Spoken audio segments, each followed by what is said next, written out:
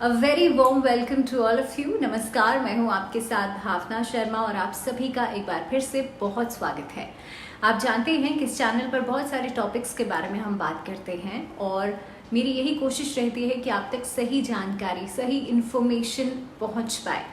जैसे कि आपसे पिछली बार वादा किया था कि अब मैं रेगुलर रहूँगी, रेगुलरली इस चैनल के ऊपर फोकस करूँगी और आप तक ज़्यादा से ज़्यादा वीडियोस मैं दे पाऊँ, यही मेरी कोशिश रहेगी।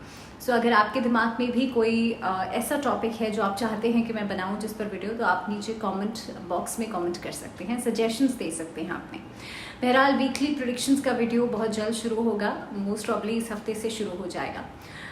पिछले वीडियो में हमने बात करी थी राहु ट्रांजिट के बारे में। ना why I emphasise on transits, planetary transits के ऊपर मैं इतना एम्फसाइज इसलिए करती हूँ क्योंकि जब भी कोई ट्रांजिट होता है, जब भी कोई गोचर होता है, कोई प्लैनेट गोचर करता है, तो आपको नियर फ्यूचर के बारे में काफ़ी हद तक एग्जैक्ट प्रेडिक्शन आपको मिल जाती है। So that is the main reason why you should consider these planetary transits.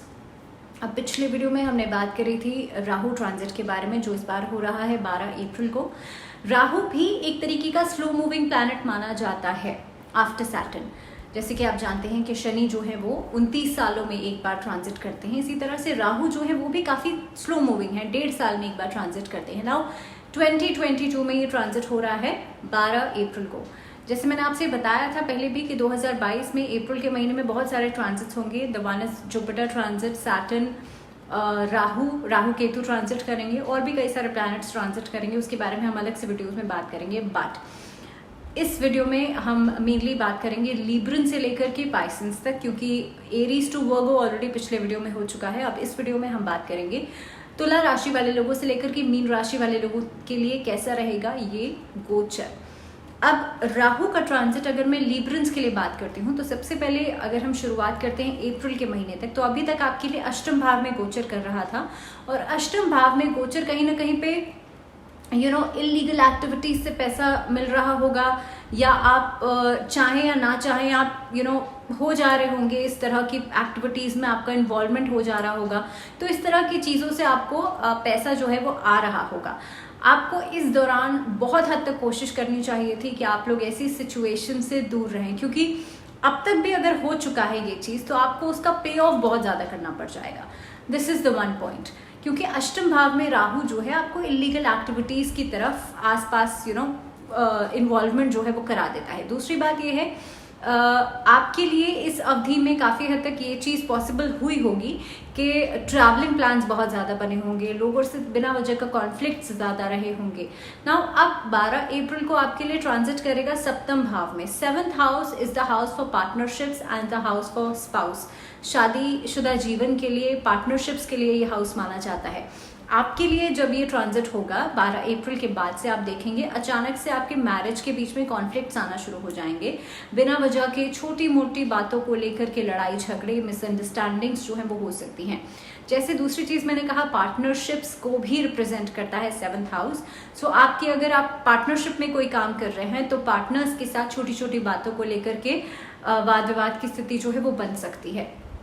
दूसरी बात यह है कि आपके लिए अचानक से all of a sudden travel plans बन सकते हैं, लेकिन उन ट्रैवल प्लान्स का कुछ भी प्रोडक्टिव आउटपुट नहीं निकल पाएगा।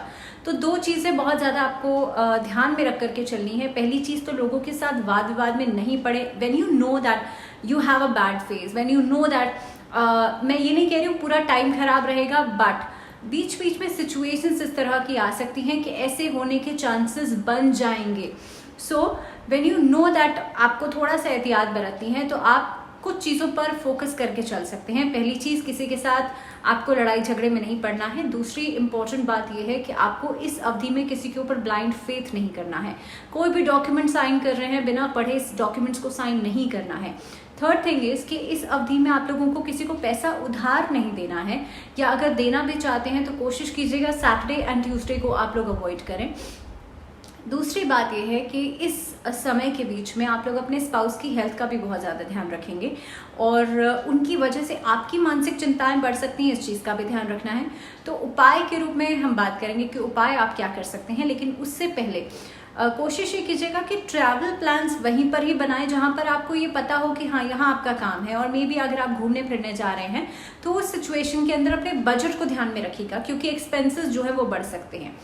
अब आपको करना क्या है, पीपल के पेड़ में आपको जल चढ़ाना है, लेकिन पीपल के पेड़ को छूना नहीं है, इस चीज का आपको ध्यान रखना है। दूसरी चीज, महामृत्युंजय मंत्र का जाप जो है वो आपको रेगुलरली करना है, इस चीज का आपको ध्यान रखेगा। और साथ ही में भगवान शिव की आराधना, भगवान शिव की पूजा जितनी करेंगे उतना अच्छा रहेगा। तो चलिए अब बात करते हैं स्कॉर्पियो यानी कि वृश्चिक राशि वाले लोगों के लिए ये राहु का ट्रांजिट कैसा रहेगा। सो अभी की जो सिचुएशन चल रही है, अभी आप लोगों के लिए 7th हाउस में राहु का ट्रांजिट हो रहा है, यानी कि जो एसोसिएशन रखता है काफी हद तक आपके पार्टनरशिप्स के साथ और आपके स्पाउस के साथ। दिस इज द टाइम जबकि लोगों की गलती का बर्डन आपके ऊपर आ सकता है, तो आपको इस चीज का बहुत ज्यादा ध्यान रखना है ना। जब ये ट्रांजिट होगा 12th ऑफ अप्रैल को, तो 6th हाउस में आपके राहु जो है वो आ जाएंगे और इस अवधि में आपके जो एनिमीज हैं उसके ऊपर आप ओवर पावर कर सकते हैं, उनको कमांड कर सकते हैं, उनको एक तरीके से एनिमीज जो हैं, आपके जो शत्रु हैं वो परास्त होंगे। इस अवधि के अंदर जो बच्चे कॉम्पिटिटिव एग्जाम्स की तैयारी कर रहे हैं और maybe you are planning to prepare, तो आप लोगों के लिए समय बहुत अच्छा हो जाएगा, क्योंकि आपका फोकस बहुत अच्छा हो जाएगा इस तरफ से। जो लोग लव रिलेशनशिप्स की शुरुआत करना चाहते हैं और maybe you have a crush on someone, या आप सोच रहे हैं किसी को शादी के लिए प्रपोज करने के लिए, तो this is the best time for you. अगर मैं एग्जैक्टली टाइमिंग की बात करूं तो आप लोगों के लिए लगभग अगस्त के महीने से लेकर के नेक्स्ट जनवरी के महीने तक का समय for marriages, for marriage plans, किसी को प्रपोज करने के लिए समय अच्छा रहेगा। इसके अलावा आपका जो एक डिक्टेटरशिप है, I wouldn't say dictatorship but हाँ, आपकी एक जो लीडरशिप है वो काफ़ी हद तक वो वाली क्वालिटी जो है वो आपकी निकल करके आएगी और आप लोगों को कमांडिंग पोजीशन में आ जाएंगे। वर्क प्लेस पर आपका ओहदा बढ़ सकता है, वर्क प्लेस पर आपको अपॉर्चुनिटीज़ मिल सकती हैं, आपका जो ओहदा है उसमें एक बढ़ोतरी आप लोगों के लिए दिखाई देगी, इंक्रीमेंट्स दिखाई दे सकते हैं। 6th हाउस में खास तौर पे आने के बाद जो आपका एनिमी वाला सेक्शन है, या ऐसे लोग जो कि आपसे जेलस होते हैं, या जो लोग आपका कुछ ना कुछ नेगेटिव सोचते हैं, ऐसे लोग खत्म हो जाएंगे। तो इस तरह की सिचुएशंस खास तौर पे नजर आती हैं स्कॉर्पियोज के लिए राहु के ट्रांजिट के दौरान। इसके अलावा अगर मैं हेल्थ की बात करूं तो थोड़ा सा आपको आइज इन्फेक्शन से संभल करके चलना है। किसी ड्रग से एलर्जिक आप हो सकते हैं, तो कोई भी ऐसी दवाई नहीं लीजिएगा, या फिर self medication is a big know during this period, तो इस चीज़ का खास तौर पे आप लोगों को ध्यान रखना है। इसके अलावा आप लोगों के लिए छोटी मोटी इंजरीज या सर्जरीज की पॉसिबिलिटी भी बनती है in the month of August to October. तो इन महीनों के अंदर थोड़ा सा अपने आप को चोट आदि से बचा करके चलिएगा। अगर ड्राइविंग कर रहे हैं या ड्राइविंग करते हैं तो थोड़ा सा केयरफुली ड्राइव कीजिएगा और don't plan any long distance travelling इस समय के बीच में। इन खास चीज़ों का आप लोगों को ध्यान रखना है। इस अवधि में अगर आपने कोई एग्जाम के बारे में सोचा हुआ है, मे बी आप कोई कॉम्पिटिटिव एग्जाम की तैयारी कर रहे हैं, तो आप उसे क्रैक कर सकते हैं, वहां से आपको गुड न्यूज़ मिल सकती है ना। What you have to do, इस समय के बीच में आपको उपाय ये करना है, अपने माथे पर, अपने थर्ड आई चक्र पर सैफ्रॉन से, यानी कि आपको केसर से तिलक लगाना है। आपके थर्ड आई चक्र पर, आपके नेक पर, अपने गले पर आपको जो सैफ्रॉन है यानी कि जो केसर है उसका तिलक आपको लगाना है। चलिए अब बात करते हैं सैजिटेरियंस यानी कि धनु राशि वाले लोगों के लिए समय कैसा रहेगा ना। और राहु का ट्रांजिट जब आपके लिए होगा तो उससे पहले जितनी भी सिचुएशंस थी वो रिजॉल्व होती हुई नजर आएंगी। सपोज कि कोई कोर्ट केस चल रहा था, आपके एनिमीज यानी कि आपके कॉम्पिटिटर्स की तरफ से कोई प्रॉब्लम आ रही थी, वो सिचुएशन धीरे धीरे करके रिजॉल्व होती हुई नजर आएगी। दूसरी चीज़ कि जब भी ट्रांजिट होगा ऑन 12th ऑफ अप्रैल, उस समय के अंदर स्टूडेंट्स के लिए थोड़ा सा अनफेवरेबल समय रहेगा, बिकॉज डिस्ट्रैक्शन, पीयर प्रेशर की वजह से ये प्रॉब्लम्स जो हैं वो बढ़ सकती हैं। इन केस आपको कोई एग्जाम क्रैक करना है, कोई कॉम्पिटिटिव एग्जाम है, या कहीं बाहर जाने के बारे में सोच रहे हैं, if you want to go for higher education, तो आप लोगों के लिए डिस्ट्रैक्शंस एंड पीयर प्रेशर की वजह से इस समय में चीज़ों का डिले बहुत ज़्यादा होता हुआ नजर आता है। स्टूडेंट्स के लिए माँ सरस्वती की पूजा इस अवधि में बहुत अच्छी रहेगी। माँ सरस्वती के बीज मंत्र का जाप जरूर करें, या फिर आप भगवान गणेश की पूजा भी कर सकते हैं।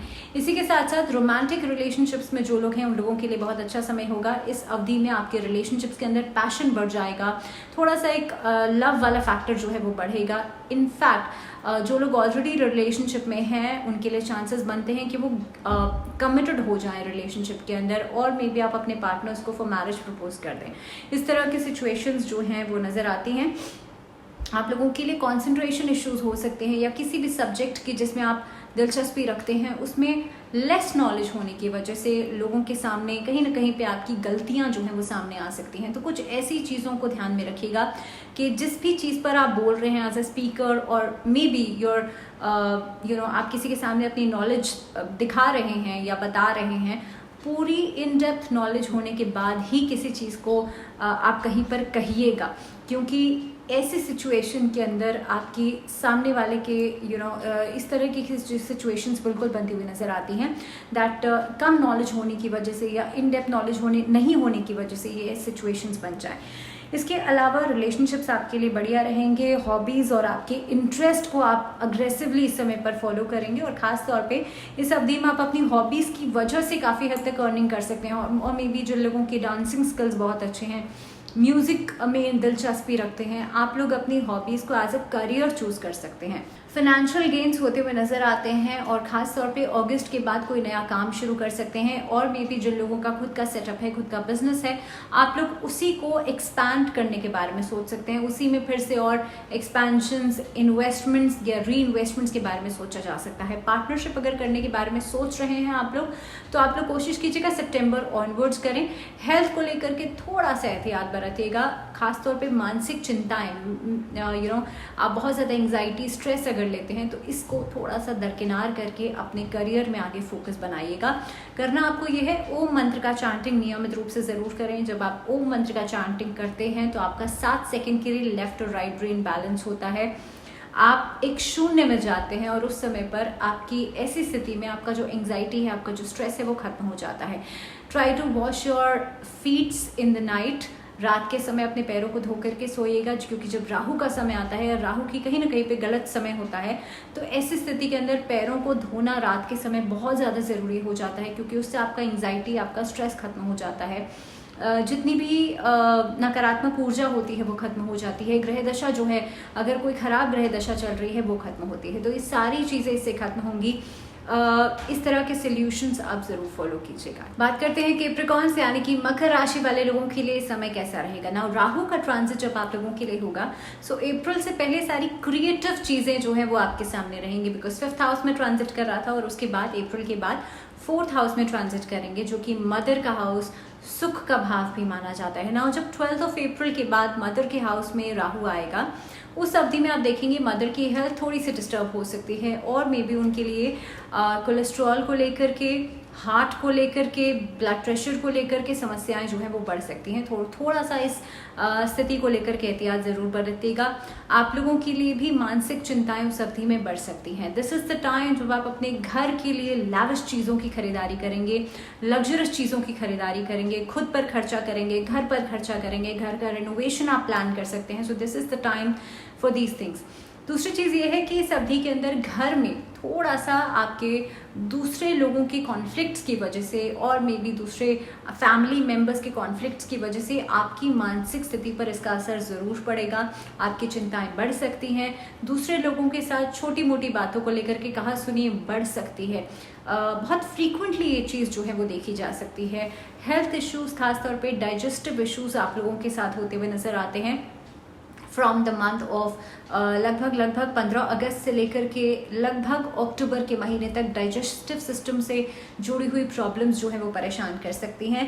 थोड़ा सा एहतियात ज़रूर बरतिएगा। इस अवधि में आपको इमूवेबल एसेट्स में इन्वेस्ट नहीं करना चाहिए, यानी कि प्रॉपर्टी में, किसी भी इमूवेबल एसेट में इन्वेस्ट करने से आपकी जो डीलिंग्स हैं वो बहुत बढ़िया नहीं रहेंगी, और उससे आपको नुकसान होता हुआ नजर आता है। किसी को अगर पैसा उधार देने या फिर लेने के बारे में सोच रहे हैं, maybe your planning to take a loan for something, तो लोन्स के लिए इस अवधि में अप्लाई नहीं कीजिएगा। खास तौर पे मैं अगर एग्जैक्टली मंथ्स की बात करूं तो लगभग अप्रैल से लेकर के till the month of October, 25 of October तक आप किसी भी तरीके का लोन ना तो आप देंगे ना ही आप लेंगे, क्योंकि ऐसी स्थिति में आपका जो पैसा है वो फंस सकता है।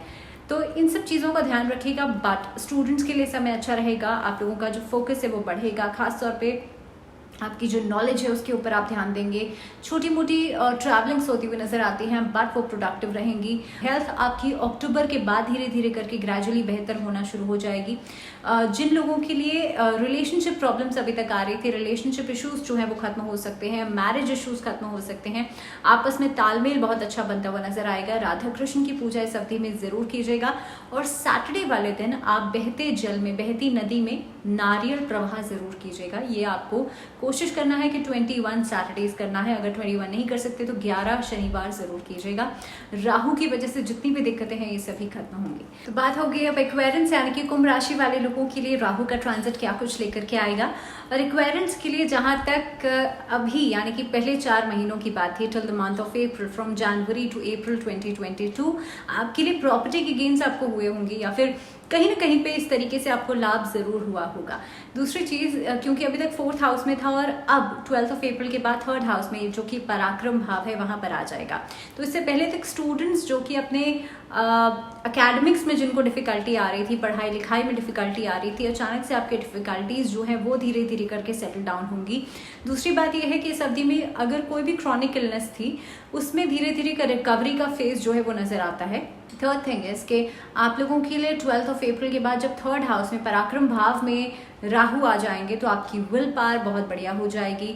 आपके अंदर एक डायनामिक एनर्जी जो है वो नजर आएगी, जिसकी वजह से आप देखेंगे आपके काम के अंदर, आपके बिजनेस के अंदर, आपके वर्क प्लेस के अंदर एक अलग स्ट्रैटेजीज को या नए आइडियाज को आप इनपुट करने की कोशिश करेंगे। वहां पर आप नई चीजों के इम्प्लीमेंटेशन की वजह से लोगों का ध्यान अपनी तरफ आकर्षित करने की कोशिश कर सकते हैं।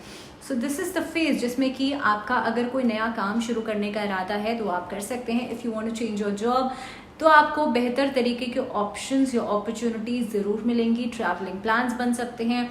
गवर्नमेंट एम्प्लॉयज के लिए ट्रांसफर का योग बनता हुआ नजर आता है but in your favour only. ऐसा नहीं आप नहीं चाहते और आपका ट्रांसफर हो जाएगा, ओनली इफ यू वांट तो आपका ट्रांसफर के योग जो है वो जरूर बनते हैं। चेंज ऑफ प्लेस जो है वो नजर आता है। दूसरी बात यह है कि इस समय पर आपके लिए शॉर्ट एंड प्रोडक्टिव जर्नीज होती हुई नजर आती हैं, which is good for you. Financial abundance जो है वो बढ़ेगा, पैसे की जो आना है वो बढ़ जाएगा। अचानक से आपके अंदर जो पैसा कमाने की जो क्षमता है वो भी बढ़ जाएगी और काफी हद तक गवर्नमेंट एम्प्लॉयज के लिए समय बहुत अच्छा रहेगा। जिन लोगों के लिए रिलेशनशिप्स के अंदर जो डिफरेंसेस चल रहे थे वो बढ़ सकते हैं, बिकॉज आपके लिए अगर आप सिबलिंग से अपनी बातचीत करते हैं या सिबलिंग से कहीं ना कहीं पे ऑलरेडी आपके छोटे मोटे डिफरेंसेस रहते हैं तो इस अवधि में उनसे कोशिश कीजिएगा बहुत ज़्यादा उग्र स्वभाव में आकर के, बहुत ज़्यादा गुस्से में आकर के आप बातचीत ना करें, क्योंकि ऐसा करने से आप देखेंगे अचानक से आपके रिलेशनशिप्स में दरार पड़ जाएगी और वो एक तरीके से परमानेंसी की तरफ जाएगी।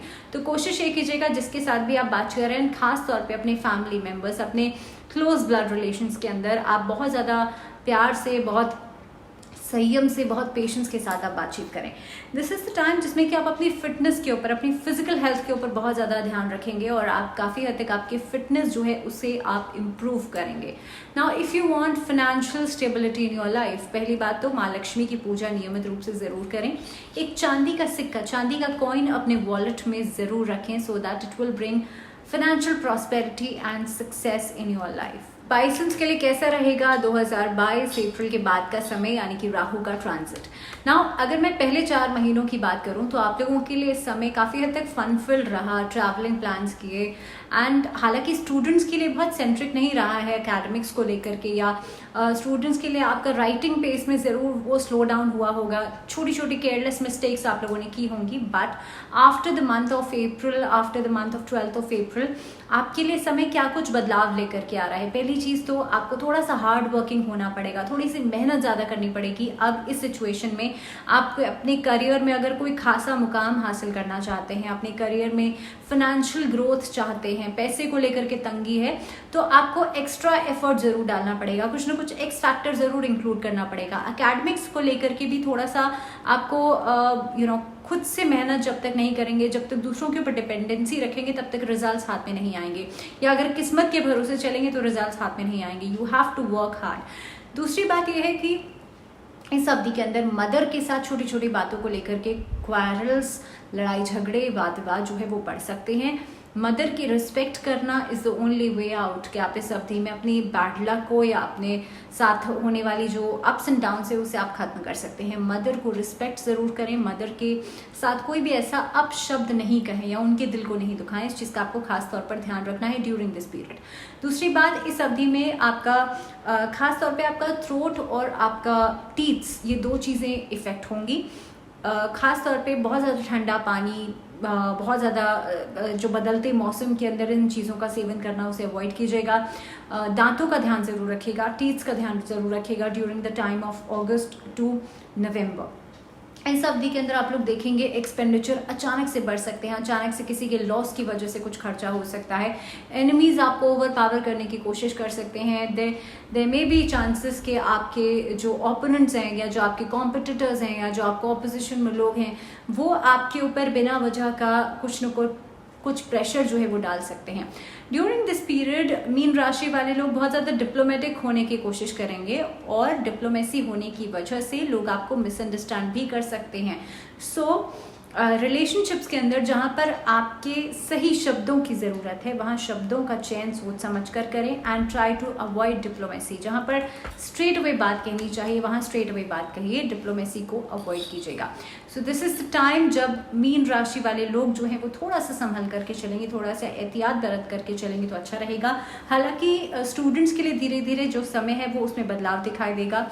इनफैक्ट आप लोगों के लिए रिलेशनशिप्स में भी लगभग अक्टूबर के बाद का समय धीरे धीरे करके बेहतर हो जाएगा। लेकिन आपको करना क्या है, इस अवधि के अंदर जितना हो सकता है भगवान शिव की पूजा करें। पूर्णमासी जिस दिन आती है यानी कि जिस दिन पूर्णिमा होती है, फुल मून होता है, चंद्रदेव की पूजा जरूर करें, चंद्रमा को आप अर्घ जरूर दें।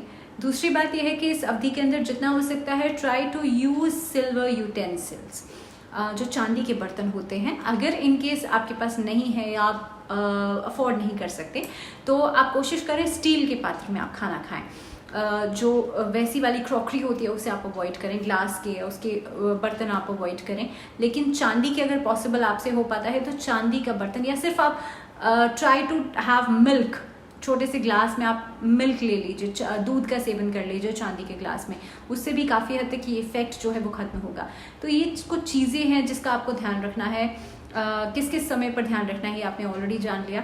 सो इसी के साथ इस वीडियो में फिलहाल इतना ही। मुझे दीजिए इजाज़त, अगली वीडियो में आपसे फिर मुलाकात होगी। लेकिन तब तक के लिए अपना ध्यान रखिए, stay safe, stay happy and stay positive. नमस्कार।